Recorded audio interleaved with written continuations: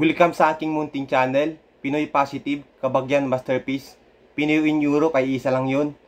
Mag-isip ng positibo para masaya. Nag-upload din ako about cooking at iba pa. Ang strategies natin for easy to understand. Number 1, tahimik lang ako with arrows. Number 2, step by step. Number 3, recap. Ok ba yun sa inyo? Tara na, samahan ninyo ako.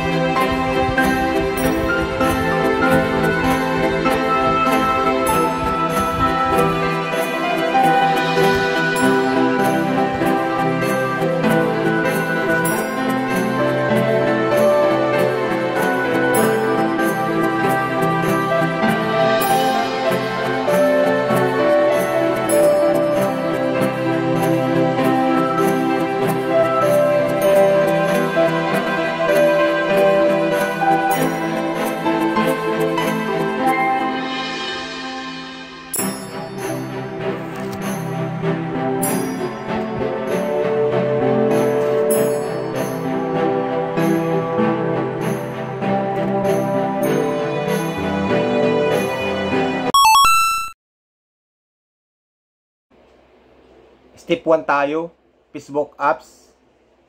Number 2, tatlong underline sa taas ng inyong cellphone, right side. Step 3, settings and privacy.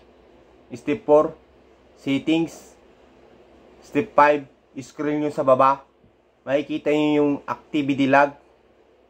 Yun ang step 6. Number 7, public post. Number 8, all.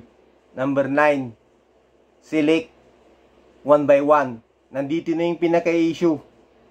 Kapag sinelect nyo yung all, hindi ibig sabihin nun, madidelete nyo lahat. Mayroon at mayroon matitira. Ang advantage nun, kapag select nyo all, syempre, mas mabilis. Kapag sinelect nyo yung 1 by 1, ang advantage nun, mas safety. Ops. Huwag muna kayong magdi-delete. Mag-iisip muna kayo 10 beses. Kasi pinagpaguran nyo iyan. Salamat sa panunood. Sa susunod ulit. Kung gusto nyong magtanong regarding sa editing sa Facebook and YouTube, kung may problema kayo, comment nyo sa baba. Itatry kong sagutin lahat. Hindi ako marunong sa editing, pero siguro may munti ako may tutulong sa'yo. Bye!